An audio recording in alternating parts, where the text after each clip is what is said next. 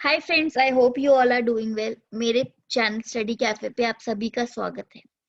Friends, GST portal पर कुछ important updates आई हैं और वो सारी अपडेट्स मैं इस वीडियो के थ्रू आप लोगों के साथ डिस्कस करूंगी। So let me tell you कि क्या क्या अपडेट्स आई हैं। जो अपडेट्स आई हैं वो 11th नवंबर से लेके 17th नवंबर तक बहुत सारी इंपॉर्टेंट अपडेट्स आई हैं। तो सबसे पहले जो आपकी अपडेट है, it is related to auto populated form GSTR 3B। तो सबसे पहले तो मैं आपको बताती हूँ कि अपडेट क्या है जो कि पोर्टल पे आई है, और फिर मैं आप लोगों के साथ डिस्कस करूंगी कि अगर आपको ये फॉर्म देखना है तो फॉर्म में क्या क्या चेंजेस हैं। बेसिकली जो आपका auto populated form GSTR 3B है वो कैसा दिखता है, वो मैं आप लोगों को लॉग इन करके दिखाऊंगी। अगर इस अपडेट के बारे में आप लोगों के साथ में थोड़ा डिस्कशन करना चाहूँ तो सबसे पहले तो जो जीएसटीएन ने चेंज किया वो चेंज ये किया कि उन्होंने जीएसटीआर 2B जो कि एक स्टैटिक स्टेटमेंट है वो निकाली। अब पहला चेंज तो ये हुआ। अगर आप जीएसटीआर 2B के बारे में जानना चाहते हैं फ्रेंड्स, तो आप मेरे पुराने वीडियोस देख सकते हैं। मैंने नीचे डिस्क्रिप्शन बॉक्स में उन सब का लिंक दे दिया है। फिर उसके बाद उन्होंने दूसरी जो फैसिलिटी दी वो ये दी कि अब आपका जो जीएसटीआर 1 का डाटा है वो आपका ऑटो पॉपुलेट हुआ जीएसटीआर 3B की स्टेटमेंट है। उसी को कंटिन्यू करते हुए अब इन्होंने एक तीसरी चीज दी कि जो जीएसटीआर 1 का डाटा है वो आपकी लाइबिलिटीज में, जो जीएसटीआर 3B की लाइबिलिटीज है वहां पे ऑटो पॉपुलेट होगा, और जो आपका जीएसटीआर 2B का डाटा है जो कि इनपुट से रिलेटेड है और रिवर्स चार्ज क्रेडिट से रिलेटेड है, वो डाटा आपके जीएसटीआर 3B के रिस्पेक्टिव टेबल्स में आपको दिखेगा। तो चलिए फ्रेंड्स, मैं पोर्टल पे दिखाती हूँ आप लोगों को कि ये जो डाटा है ये कहाँ पे मिलेगा। सो let me share my screen with you. Okay, so this is the GSTR 3B का स्क्रीन। अगर आप देखेंगे तो यहाँ पे आप देखिए सिस्टम जनरेटर जो मेरी समरी है जीएसटीआर 3B की वो कहाँ कहाँ से आ रही है। वो दो जगह से आ रही है, एक तो जीएसटीआर 1 से आ रही है और दूसरी जो आ रही है वो जीएसटीआर 2B से आ रही है। मेरे केस में क्योंकि मेरा जो टैक्स पेयर है वो क्वार्टरली टैक्स पेयर है, तो मेरी जीएसटीआर 1 अभी फाइल नहीं हुई, लेकिन मेरी जीएसटीआर 2B जनरेट हो चुकी है। वहां से दो इंपॉर्टेंट डिटेल्स, एक तो मेरा इनपुट और दूसरा मेरी रिवर्स चार्ज की डिटेल्स मेरी जीएसटीआर 2B से उठ के आ रही है। अगर किसी को डाउनलोड करनी है ये सिस्टम जनरेटेड समरी, तो ये जो रेड कलर का टैब है इसके ऊपर क्लिक करके आप डाउनलोड कर सकते हो। तो टू सेव टाइम मैंने पहले से डाउनलोड करके रखा है, तो मैं आपको दिखाती हूँ ये स्टेटमेंट कैसे दिखेगी। So this is the statement जो कि सिस्टम जनरेटेड स्टेटमेंट है। सबसे पहले तो आप देखेंगे ये रेफरेंस के लिए, ऐसा नहीं है कि हार्ड एंड फास्ट रूल नहीं है कि जो आपका इस स्टेटमेंट में आ गया वही आपको जीएसटीआर 3B में भरना है। तो अगर आप देखेंगे ऊपर भी लिखा है कि सिर्फ और सिर्फ इंफॉर्मेशन और गाइडेंस पर्पस के लिए। दूसरी चीज, आप मेरे अगर 3.1 टेबल में देखेंगे जहां पे मेरी लाइबिलिटी जाती है, अगर आप देखेंगे मेरी आउटपुट से रिलेटेड जहां पे डेटा जाता है वहां पे नॉट फाइल आ रहा है क्योंकि मेरी अभी जीएसटीआर 1 फाइल नहीं है।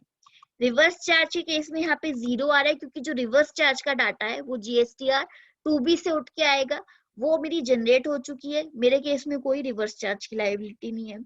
अगेन सप्लाई से रिलेटेड जो डाटा है वो जीएसटीआर 1 से आएगा, वहां पे यहाँ पे नॉट फाइल्ड आ रहा है। अगर आपका कोई क्लाइंट है जो कि मंथली टैक्स पेयर है और जो 1 फाइल कर चुका है, वहां पे आप देख लेंगे कि जो आपने रिस्पेक्टिव 1 में डाटा डाला है वो यहाँ पे रिस्पेक्टिव टेबल्स में आ गया होगा फ्रेंड्स। अब देखिए जो जीएसटीआर 3B का टेबल 4 होता है उसमें आईटीसी का डाटा यहाँ पे आ रहा है क्योंकि मेरी जीएसटीआर 2B जनरेट हो चुकी है, वहां से मेरा आईटीसी का डाटा आ रहा है। So again friends, this is the form. अगर आप देखना चाहें तो आप लॉग इन करके देख सकते हैं। एंड इम्पॉर्टेंट थिंग इज, क्योंकि मेरे पास बहुत सारे लोगों के बाद में मैसेजेस आते हैं कि उन्होंने जीएसटीआर 1 में कुछ गलती कर दी, तो उनके समरी में जो फिगर्स हैं वो कुछ गलत आ रहे हैं, तो क्या 3B में वो चीज सही कर सकते हैं? तो friends, again and again I am saying कि ये जो आपकी समरी है ये सिस्टम जनरेटेड समरी है, ये सिर्फ इंफॉर्मेशन और गाइडेंस पर्पस के लिए। हो सकता है जो आपके फिगर्स हो वो रियलिटी में कुछ अलग हो, so again this is just for information and guidance. ये था आपका जो फॉर्म जो कि मैं आप लोगों के साथ डिस्कस करना चाहती थी। तो चलिए फ्रेंड्स, अब अगेन पोर्टल अपडेट्स पे वापस चलते हैं। So again let me share the new screen with you. Okay, so these are the updates. 11 नवंबर की अपडेट मैं आप लोगों के साथ डिस्कस कर चुकी हूँ। सो अब देखते हैं 12 नवंबर को क्या अपडेट है। सो अगेन 12 नवंबर को जो अपडेट्स है वो आपकी ड्यू डेट्स आ गई हैं जीएसटी या 3B की फाइलिंग की। आप सबको पता है अगर आपकी टर्नओवर 5 करोड़ से ज्यादा है तो आपकी जो फाइलिंग की डेट है वो 20th है। अप टू 5 करोड़ स्टेट आपकी place of principal place of business कौन सी स्टेट में है उसके ऊपर डिपेंड करता है, और उसके बेसिस पे आपकी ड्यू डेट या 22nd होगी या 24th ये डिसाइड होता है। So this is the update. So again let's go back कि और क्या क्या अपडेट्स हैं इसके अलावा। ओके, सो अगेन अगर हम नेक्स्ट अपडेट देखेंगे, ये अपडेट इंपॉर्टेंट है अगर आपके ऊपर ई इनवॉइसिंग एप्लीकेबल है। सो ई इनवॉइस का जो डिटेल्स है वो अब GSTR1 में ऑटो पॉपुलेट होगा। सो ई इनवॉइस जो प्रिपेयर होता है वो IRN यानी इनवॉइस रेफरेंस नंबर और इनवॉइस रजिस्ट्रेशन नंबर के बेसिस पे होता है। सो ये सारी ई इनवॉइस की डिटेल्स आपके एज पर योर डिटेल्स वो आपके GSTR1 में अब ऑटो पॉपुलेट होगी। So this is the important update. अगर आपके ऊपर ई इनवॉइसिंग एप्लीकेबल है तो ये आपके लिए अपडेट इम्पोर्टेंट है। So again let's go back to the news and update section की और क्या अपडेट्स हैं वो सारी अपडेट्स देखते हैं।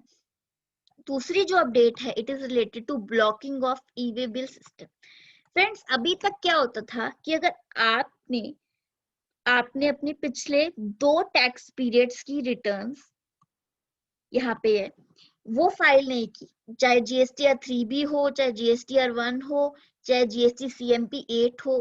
क्योंकि GST CMP 8 की अगर हम बात करें तो अगर आप कंपोजिट डीलर है तो उसके ऊपर ये फॉर्म एप्लीकेबल होता है। तो अगर आपने ये रिटर्न्स फाइल नहीं करी और आपकी जो टर्नओवर है वो 5 करोड़ से ज्यादा है तो आपको आपका जो ई-वे बिल की फैसिलिटी है वो ब्लॉक कर दी जाती थी।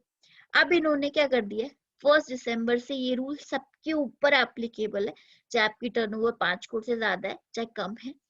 अगर आपने 2 और मोर रिटर्न्स फाइल नहीं की GSTR 3B, और अगर आपने या फिर अगर आप कंपोजिट सप्लायर हैं तो आपने 2 से ज्यादा टैक्स पीरियड की अपनी CMP 8 फाइल नहीं किया तो आपकी ई-वे बिल फैसिलिटी को ब्लॉक कर दिया जाएगा।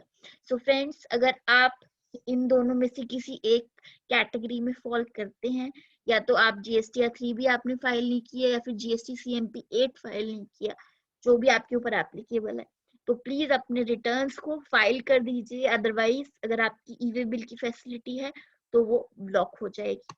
तो this is the important update friends जो कि आई है। चलिए बाकी की अपडेट्स भी देख लेते हैं। अगेन ई इनवॉइसिंग पे एक और अपडेट है। ये अपडेट फ्रेंड्स ये है कि अब नोटिफिकेशन भी आ चुका है इसका। अगर आप नोटिफिकेशंस देखना चाहते हैं तो अगेन मैं लिंक नीचे डिस्क्रिप्शन में डाल रही हूँ। गवर्नमेंट ने 1 जनवरी से अगर आपकी टर्नओवर 100 करोड़ से ज्यादा है तो आपके ऊपर ई इनवॉइसिंग अब एप्लीकेबल होगा।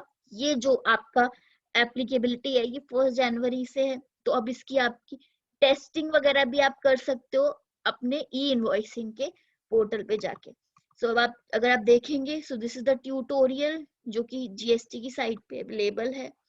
So this is the tutorial, आप ये ट्यूटोरियल देख सकते हो, क्योंकि अगर आपकी टर्नओवर 100 करोड़ से इम्पोर्टेंट है तो ये ट्यूटोरियल आपके लिए बहुत इम्पोर्टेंट और बहुत रेलेवेंट है। अगेन ये ट्यूटोरियल और ये सारा डेटा मैं अपने टेलीग्राम चैनल स्टडी कैफे में भी शेयर कर दूंगी, आप वहां से भी ये सारी चीजें डाउनलोड कर सकते हो। तो friends, these were the updates जो कि मैंने आप लोगों के साथ डिस्कस करी। अगर आपको ये वीडियो अच्छी लगी तो प्लीज इसे लाइक कीजिए, इसे शेयर कीजिए और मेरे चैनल को सब्सक्राइब कीजिए।